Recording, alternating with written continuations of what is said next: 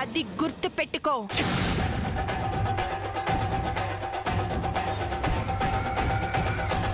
ఇలాంటి వెధవలకి కార్డు ఇవ్వడం అనవసరమని మీకు చెప్పినా మీరు వినరండి.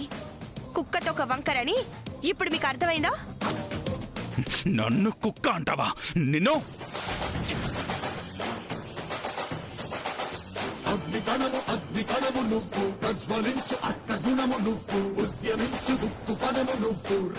పదండి వెళ్దాం. అవధిమించు అశ్వబలము నువ్వు, పుంకరించు ఉచ్చ స్వరము నువ్వు, ముట్టడించు మృత్యు శరము నువ్వు రామా.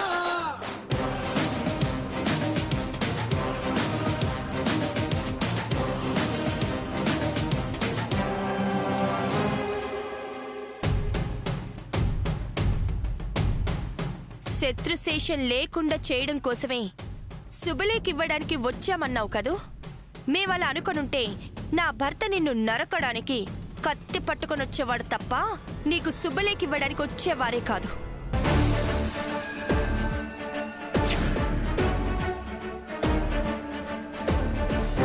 నువ్వు నా భర్తని నీ శత్రువు అనుకుంటున్నావు. నీకు తెలియని విషయం ఏంటంటే ధైర్యం, మంచితనం, సంస్కారం, మానవత్వం అన్నీ ఉన్న నా భర్తకి శత్రువుగా ఉండే అర్హత కూడా నీకు లేదు. అది తెలుసుకో ముందు. జటాకటాహ సంభ్రమ భ్రమన్నిలింప నిర్జరీ విలోల వీచి వల్లరీ విరాజమాన మూర్ధని గద్ద గద్ద గజ్వలల్లలాట పట్ట పావకే కిశోర చంద్రశేఖరే రతి ప్రతిక్షణం.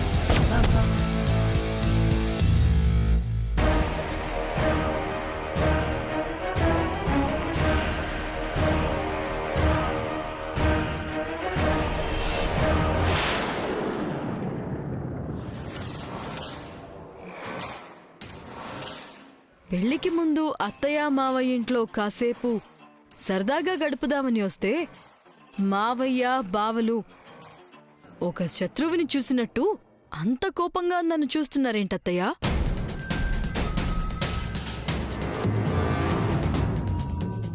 మామా, నన్ను చూడగానే అత్తయ్య ఆప్యాయంగా పలకరించి కూర్చోమని చెప్పి తినడానికి ఫ్రూట్స్ పెట్టి తాగడానికి కాఫీ ఇచ్చింది. నన్ను పెంచి పెద్ద చేసిన నీకు మాత్రం నా మీద ప్రేమ లేదా? ప్రేమ ఎందుకుంటుంది? ఎలా ఉంటుంది? కూతురు పుట్టాలని నేను మీ అత్తయ్య ఎన్నో కలలు కన్నా. కూతురు పుట్టలేదని బాధపడకుండా మేనకోడలై నిన్ను కన్న కూతురి కన్నా ఎక్కువగా గారాబంగా పెంచి పెద్ద చేశాను. నా చేతులతో పెంచిన నువ్వు నాకు దూరమై నా శత్రువుకి దగ్గరైతే ఎక్కడి నుంచి వస్తుందే ప్రేమ? నా కొడుకిచ్చి పెళ్లి చేయాలని ఆశపడ్డాను. మమ్మల్ని కాదని నా శత్రువైన రామరాజు తమ్ముడిని పెళ్లి చేసుకుంటుంటే ఎలా ఎలా సంతోషంగా ఉండమంటావు? మామా, మేనమామ, నాకు జరిగింది పెళ్ళని మీరనుకుంటున్నారు, కానీ నేననుకోవడం లేదు. వాణ్ణి మెళ్ళో తాళి కడితే అది పెళ్లి కాక ఇంకేమవుతుంది? అది మీకు తాళి, నాకు మాత్రం అది తాళి కాదు. వాళ్ల మీద అధికారం చలాయించడానికి అదొక లైసెన్స్ మాత్రమే. ఒకసారి ఆడదాని మెళ్ళో 3 ముళ్ళు పడ్డాయంటే అది ముమ్మాటికి పెళ్లే దాక్షాయిని. అది అందరాడవాళ్ళు చేసే పనత్తయ్యా. నన్ను అందరాడవాళ్లతో పోల్చొద్దు. నేను పెళ్లి చేసుకుంటోంది తాళి కట్టించుకుని వాడితో కాపురం చేయడానికి కాదు, వాళ్ళ కుటుంబాన్ని ముక్కలు చేయడం కోసం.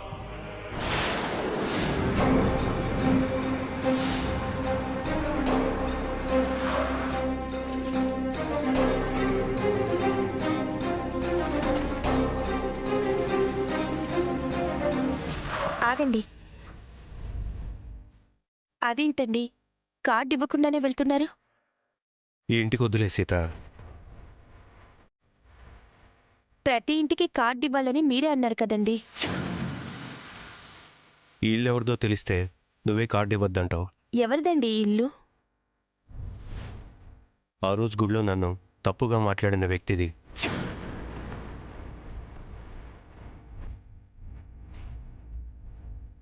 అవునా? సరే, పదండి వెళ్దాం. అదేంటి సీత? అవునండి, రామరాజు గారి ఇంట్లో పెళ్ళంటే మనల్ని ప్రేమించే వాళ్ళనే కాదు, మనం అంటే ఇష్టం లేని వాళ్ళని కూడా పిలిచి అంగరంగ వైభవంగా జరిపించాలి. వాళ్ళని పిలవలేదన్న ద్వేషాన్ని పెంచడం కంటే ప్రేమగా పిలవడం మంచిది కదండి. నువ్వు మాట్లాడే విధానం చూస్తుంటే ముచ్చటేస్తుంది సీత. పద. సరే.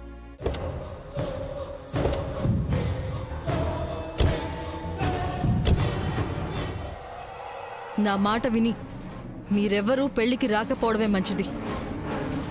చూడు బావా, నేను నిన్ను పెళ్లి చేసుకోకపోయినా నాకు బావవి అన్న గౌరవం నీ మీదుంది. ఆ గౌరవాన్ని పోగొట్టుకోవద్దు.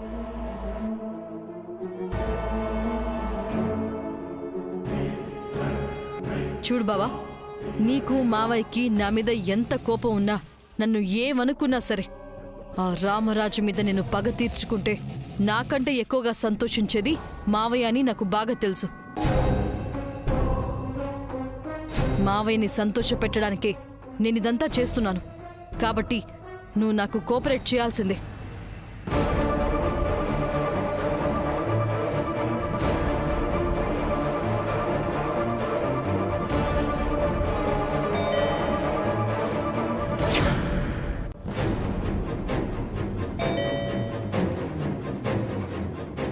బావా,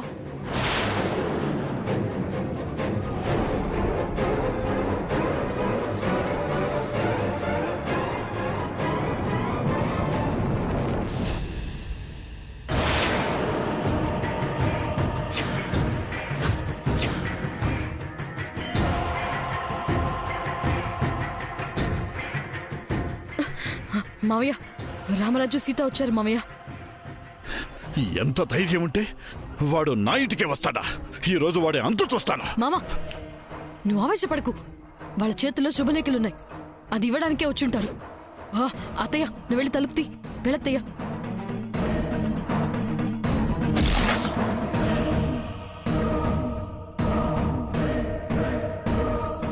మామ, నువ్వు ఆవేశపడకు. శాంతంగా మాట్లాడు. మామ, నేను చెప్పేది విను మామ.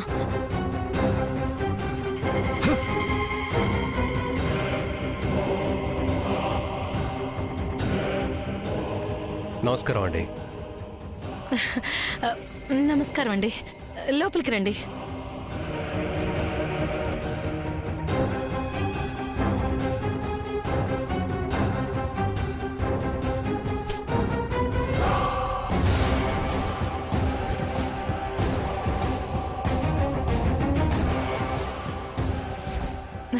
రండి,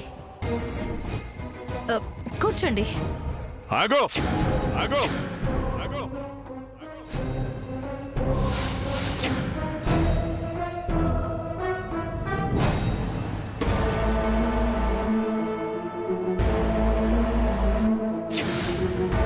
మా పెద్ద తమ్ముడు శంకర్కి పెళ్లి చేద్దాం అనుకుంటున్నాం. మీకు శుభలేఖ ఇచ్చి వెళ్దామని వచ్చాం. ఏ అర్హత ఉందని నా ఇంట్లో అడుగు పెట్టావు? నా భర్తకున్న అర్హత తెలిసిన వాళ్ళు చేతులు జోడించి దండం పెడతారు. తెలియని వాళ్ళు ప్రశ్నించడానికి భయపడతారు. అది నా భర్తకున్న అర్హత.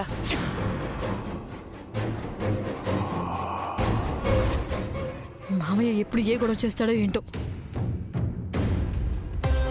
చూడండి, మీతో మేం గొడవ పడడానికి రాలేదు. ఎప్పుడో జరిగిన పాత విషయాన్ని గుర్తు చేయడానికి కూడా రాలేదు. మా ఇంట్లో పెళ్లి జరుగుతుంది కాబట్టి అందరినీ పిలవాలనుకుంటున్నాం. మీరు మీ కుటుంబ సమేతంగా వచ్చి వధువరుల్ని ఆశీర్వదిస్తే సంతోషిస్తాం.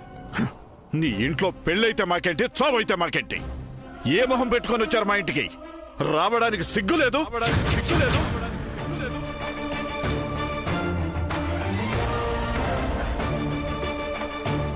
నువ్వు చేసిన ద్రోహాన్ని మర్చిపోయాననుకున్నావా రామరాజు?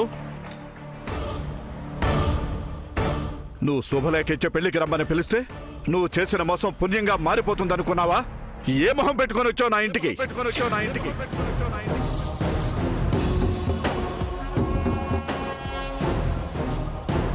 చూడండి, ఒక తప్పు అయితే జరిగింది, కానీ మీరు అనుకుంటున్నట్టు ఆ తప్పు నేను చేయలేదు. నా తప్పేం లేదని చెప్పినా నమ్మే పరిస్థితుల్లో మీరు లేరని కూడా నాకు తెలుసు. ఏదో ఒక రోజు నిజమేంటో మీరే తెలుసుకుంటారు. సమర్థించుకోవాలని చూస్తున్నావా? లేదండి, తప్పు చేస్తే చేశానని ఒప్పుకునే వ్యక్తిత్వం ఉంది. తప్పు చేసినందుకు తలొంచి క్షమించమని అడిగే సంస్కారం కూడా నా భర్తకుంది.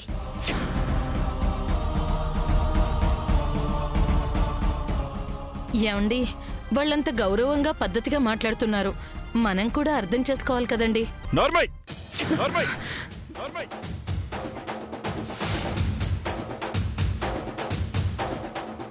నువ్వెన్ని మాటలు చెప్పినా ఎన్ని నీతులు చెప్పినా నువ్వు చేసింది తప్పు రామరాజు.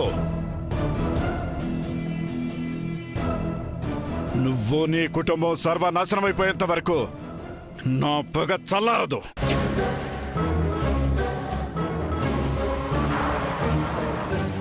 నా ప్రతీకారం ఎలా కాపండి, ఇది కాపండి.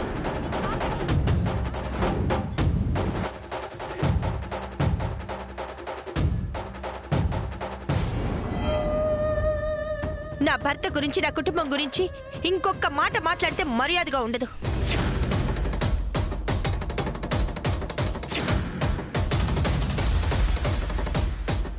మీరు ఎలా మాట్లాడతారో, ఎలా ప్రవర్తిస్తారో తెలిసి కూడా మేం మీ ఇంటికి వచ్చామంటే అది మాకున్న సంస్కారం. మీ అనుభవాన్ని, పెద్దరికాన్ని లేనిపోని ఆవేశంతో పాడు చేసుకుంటున్నారు. పెద్ద మనసు చేసుకుని పెళ్లికొస్తే సంతోషిస్తాం, వస్తారని ఆశిస్తున్నాం. పదండి వెళ్దాం. వెళ్ళొస్తామండి.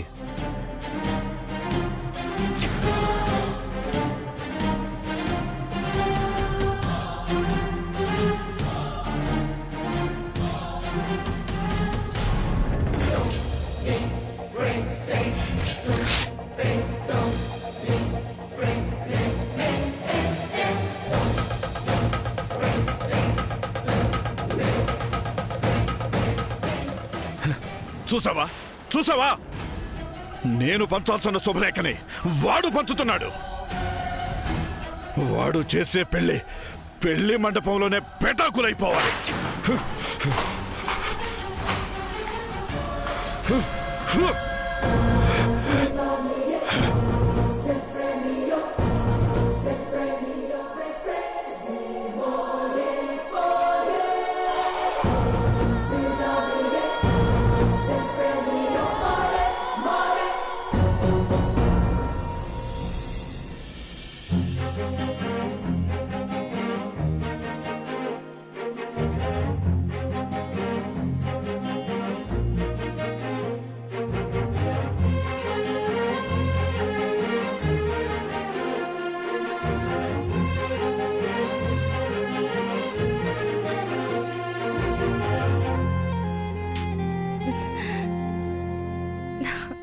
ఇంకా రాలేదేంటి?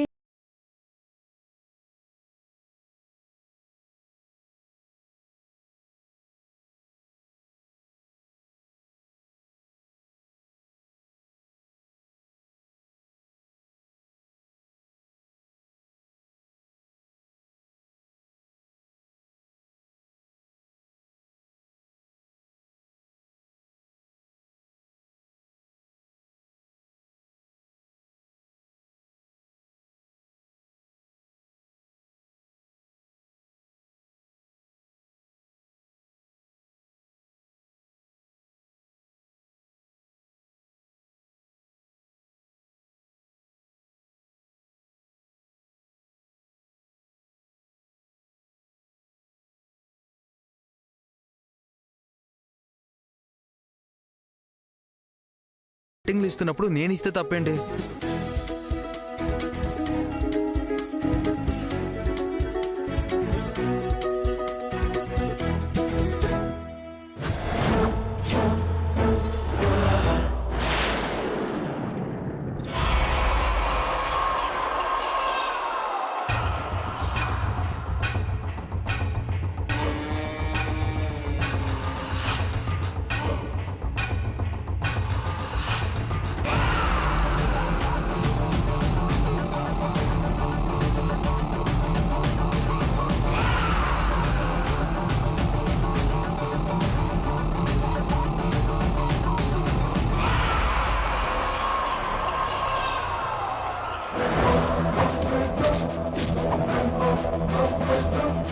వీడేంటి ఇక్కడికి వచ్చాడు?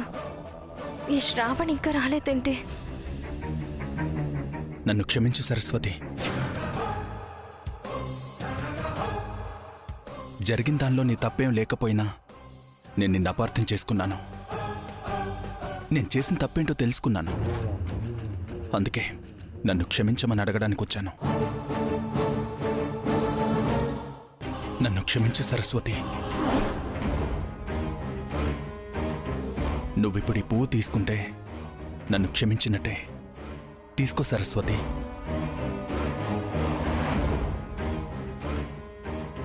నా సరస్వతి ఏం మాట్లాడలేదంటే అందమైన ఈ గులాబీలకు కూడా నా సరస్వతి చేతిని తాకే అదృష్టం లేదన్నమాట.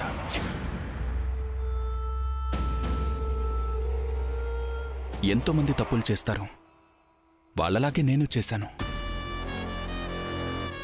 చేసిన తప్పు గురించి తెలుసుకోవడానికి కొంతమందికి నిమిషాలు పడుతుంది, మరికొంతమందికి గంటలు పడుతుంది, ఇంకొంతమందికి రోజులు పడుతుంది.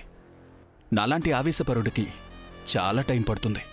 అందుకే నిన్ను క్షమించమని అడగడం ఆలస్యమైంది సరస్వతి. నేను చేసిన తప్పు తెలుసుకోవడానికి ఆలస్యమైంది కాబట్టి నువ్వు దిక్కు మొక్కు లేకుండా పరాయి వాళ్ళింట్లో ఉండాల్సిన దుస్థితి పట్టింది. నా కారణంగా నీకు అలాంటి పరిస్థితి వచ్చినందుకు నేనెంత బాధపడుతున్నానో నీకు అర్థం కాదు సరస్వతి. నన్ను క్షమించు సరస్వతి. ఇప్పటికిప్పుడు సడన్గా నీ మనసు మారదని నాకు తెలుసు. నిమిషాల వ్యవధిలో మనసు మార్చుకోవడం కష్టమని కూడా నాకు తెలుసు. అందుకే నీ మనసు మారే వరకు వెయిట్ చేస్తాను. జీవితకాలమైనా సరే నీకోసం ఎదురు చూస్తాను.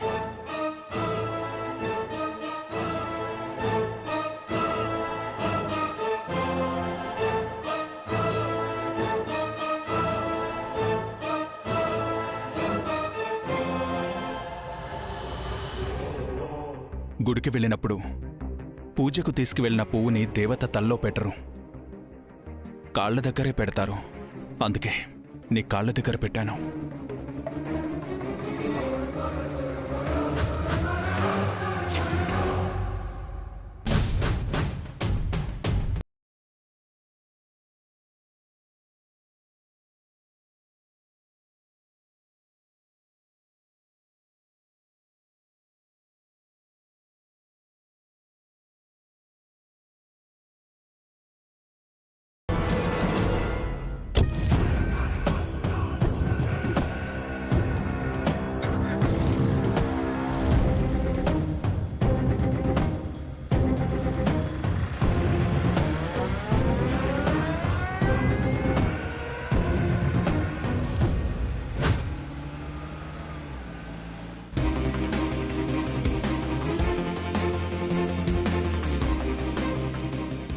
వాడు ఇక్కడికి వచ్చాడేంటి? వాడు మళ్ళీ నిన్నేమన్నా అన్నాడా? నన్నేం అనలేదు. నన్ను క్షమించమని అడగడానికి వచ్చాడు.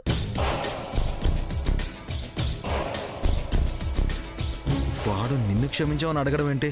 అదే నాకు అర్థం కావడం లేదు. నాకు ఈ పువ్విచ్చి చేసిన తప్పుకి క్షమించమని అడిగాడు. నేను తీసుకోకపోవడంతో అది నా కాళ్ళ దగ్గర పెట్టేసి వెళ్ళిపోయాడు.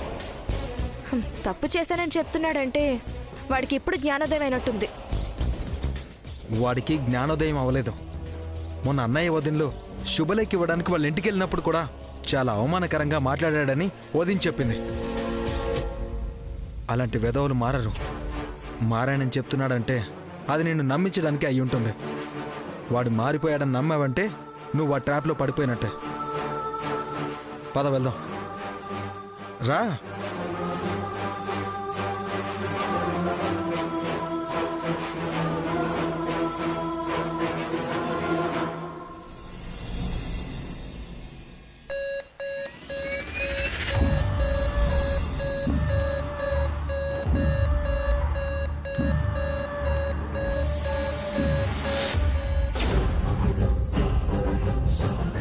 డాక్టర్ డాక్టర్ డాక్టర్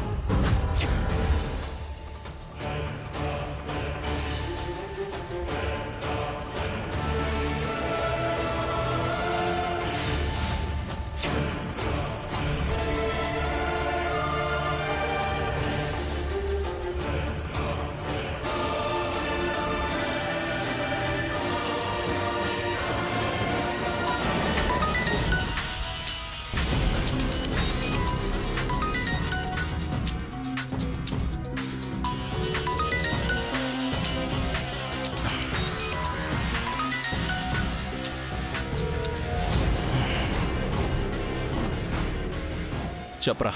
కళ్ళు తెరిచారు సార్. కోమా నుంచి బయటకు వచ్చాడు సార్.